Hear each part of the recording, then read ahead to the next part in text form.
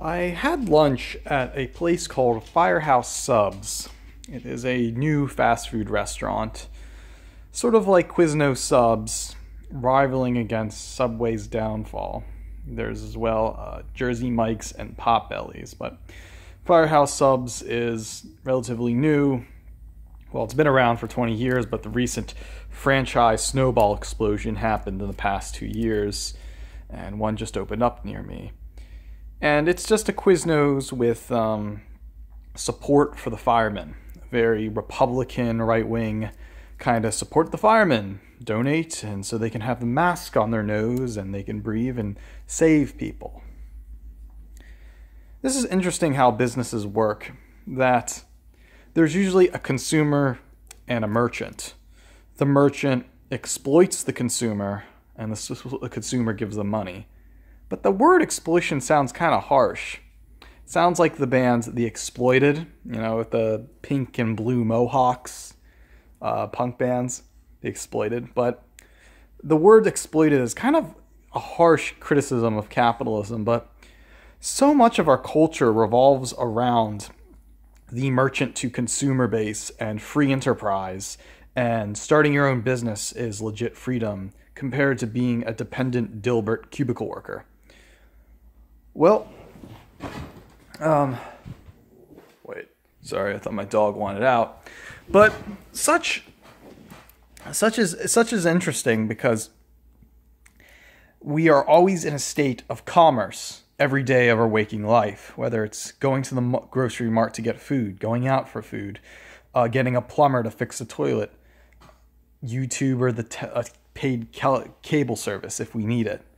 Everything from personal hygiene, people to pay our taxes, or we can do your taxes.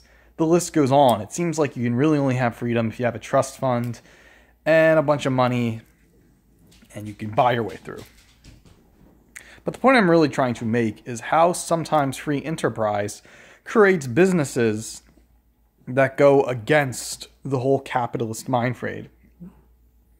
In particular, think higher academia and punk culture. There's all this rage and talk in the higher education system about cultural capitalism, or that capitalism is evil, and the problem is that we constantly feed into this culture and we can't trust people as people. People are consumers and merchants. And the only way to liberate people is to educate them and eventually create this weird egalitarian society where everyone's liberal and educated. But the problem is with academia is the people who study Marxist theory never go out and get a quote-unquote real job. What happens is they stay in higher education, borrowing other people's money for student debt or whatever, until they can eventually make it back as a PhD, pay back the debt, and then they're there just reciting Althusser and whatever. There goes my dogs. There goes my dogs. Should I let Lucy out? Oh boy. And then you then think, now we have to think on a lower level about the market.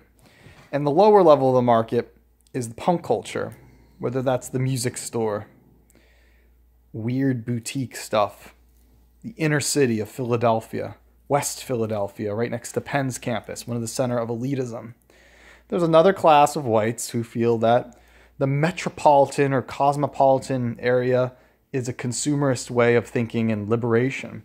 And you really only find this in urban areas of punk rock concerts, flea markets, art galleries, vegan restaurants, and interracial relationships galore. However, there's a philosophy that ties that in. There is a little place in Philadelphia called the Lava Space, the something anonymous, something space of anonymous, whatever. It's really in the ghetto part of Philadelphia where there's a bunch of blacks, and these whites have the audacity, or Jews, have the audacity to move into this all-black area just so they can promote Antifa literature and punk rock concerts. Now, if you walk into the Lava Space, it's just like any other house, right? Of course, the Antifa leaflets are in the side. There's a bulletin of more punk rock shows to visit. Flea markets, just buying weird Pawn Star useless shit. But Then every Friday, Saturday, there's usually a punk band that rents out the space and they play. And then the most funniest part is there is a computer with free internet access in the back, so blacks can go over there and watch World Star Hip Hop, sports videos, and porn. But when the punk rock band like Trash Gods comes ahead and goes and plays in the corner, the black has to take off his headphone and says, "Do you mind? I'm doing some work here." "Oh, you can't, because this is the anarchist and anonymous space. We have the right to play the band here." So there's some kind of cheesy libertarianism going on. And so the black has to leave because white people are doing their noise snowflake shit. But this is exactly what this is. And so there are leaflets there. And one such leaflet I will show you is a classical anarchist leaflet from the publication CrimeThINC called "Fighting for Our Lives," which says what it is: fighting for our lives. They're fighting for their lives is because everything is so bad in society. It's right here. Fuck. Oh, shit. Fighting for Our Lives. It is a anarchist little manifesto book about... Oh, poop. It's a... Oh, look, oh, my crap fell. Okay, well... Ow, my fucking back. I slept so bad at my girlfriend's bed the other night. But the Fighting for Our Lives is just a little free pamphlet by CrimeThINC about why you are actually an anarchist and you should fight for it. And yada yada. But the main thesis is that none of us are really free. And that what oppresses us is the virus of separation. That once upon a time, we were once one of this big tribe in Africa, and someone had a disagreement about things, and we didn't get along and talk about the issue, but instead we drew our swords and we separated. Until this weird Tower of Babel theory created, and we now have different races. And through evolution, some weird... And now it's up to anarchists that we just so happen to be in a consumerist society where glasses are bad, my shirt's bad, I shouldn't wear deodorant because it's not for my health or hygiene, but it's corporations stopping me from using my normal body odor. And so I should just strip naked, go live in the abandoned swim club fortress and where near I live, get ticks all over my body, and live like an animal, because that is the true anarchist way of living. They might call that primitive anarchy or something like that. And note I say anarchy, not anarchism, because anarchism is an ism, it's a doctrination. Anarchy is just, it just happens. And so these roundtable intellects from California, Portland, Oregon, have CrimeThINC. This message has been pretty much read over and over again, that it has even affected the law of the space in Philadelphia. And they have a little disclaimer here where it's like, the anarchist by anarchist, right? Now, when I started this conversation off, I said, capitalists, there's a merchant and a consumer, and one's being exploited. Well, what's GameStop's logo? The main video game conglomerate. By gamers for gamers. Okay? What is the Firehouse logo? Built by firemen by firemen. And what about these anarchists? By anarchists for anarchists. You start to see the picture that things are just little niches. In the anarchist book, Days of War, Nights of Love, there's a little passage that says, you are a target audience. That you in the pink mohawk, that's just something you saw at Hot Topic, and that's not real anarchy. And real anarchy is authentically understanding you and the person on a relationship level. It's not about what you wear, what identity you associate with. It's about you as a person and all that matters. So extreme individualism. Sounds like something a centrist would say, but, well, the problem, all of this is, what if we have here's the problem. What if we have a business like Halal Guys? Do you know about the history of the Halal Guys? They're the Muslims from New York City, and they had a Halal Guys food truck in NYC. And those Muslims who drove the taxis had inner city fights with blacks, right? The blacks in New York City played Gives Me That and won full attention. And when whites were giving Muslims attention, blacks were fighting against the Muslims.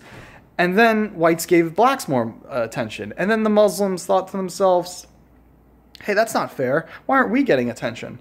And so the Hullah guys, backed up by a Syrian billionaire and half of the Muslim Brotherhood, is now spreading like a Muslim Chipotle. And there's one by me. So in that business, they say they're all American. They say they're all American and they're for, fast food restaurants everywhere with Islamic theme. But they don't really say that because they know Americans are anti-Muslim. They're not. They want us like Michelle Houellebecq's submission, right? And this is self-destructive towards the Western ideal of capitalism. There is a merchant class and the consumers being exploited, but the merchant class is an alien that's using liberal white people bucks to support them. And so we have these problems like the lava space compared to the firehouse, is that different markets create problems within the society. Academia is spreading the Marxist message. So the lava space likes it, and then the professors thinks it's hip and cool to like Crass and Napalm Death and whatever fat guy hardcore bands being popular at the moment. And then you have a PhD wearing a goth, a blah black on May Day, hits a guy over the head with a pipe, and then 4chan finds out that this PhD likes to feel that he's forever young because of lava space. And so, if there's one thing that all these companies have in a similarity, remember what they told you in school with the circle pie? A similar contrast, different contrast, the same. Yeah, the circle pie in the center. Well, the anarchists hate normal people, right? And Muslims, they don't really care. They just want your money. And firemen, they want money to build the infrastructure of firemen. And the anarchists might call them fascist pigs or whatever. But academia is the same way. Liberals hate the uneducated person, and they need to be educated and liberated. And so if there's anything that unites all these parties together, is the common hatred for normal people. It is very popular in our Western civ to be an iconoclastic merchant individual, then exploiting off of dumb people, or not dumb people, people who consume into a video like mine, right? Or anarchist philosophy. And the anarchists tend to believe, look, this is fighting for our lives. We hate normal people. They're bourgeois, they're cis, and they support firemen for the fascist virus Foucaultian government. And so it is up to us to be animal, primitive, listen to exotic and eccentric music and interracial girlfriends and dyeing our hair like anime, that will be ultimately free. We will be expanding our minds, and we are the true aristocrats because we're anarchists and we understand everything. And liberals, educationally, pretty much believe the same thing, but a liberal tier ideal of it. But none of these parties would be existing if they're exploiting someone, a kid willing to give them money, a target audience. And that it shows you that that all of this might be a trick, a Peter Popoff trick, a Reverend Peter Popoff, Reverend Leroy Jenkins, Miracle Water Pentecostal, I touch you and you believe. Peter Popoff would go around touching downtrodden people and saying, by the power of God, you're fixed. Now, this is exactly what all these organizations do, including the alt-right. They touch you and you are basically free. You are opened. And ethno-states, right? An ethno-state. Yeah. And they throw you the miracle water of ethno-state onto you. And now you are free. Now give me all your money. You know, it's not just that the centrists like Sargon of Akkad or Jordan B. Peterson or Stefan Molyneux argue that you should be a good consumer, right? You know, Stefan Molyneux once had a book called Everyday Anarchy, which was like a proper version of the CrimeThINC thought.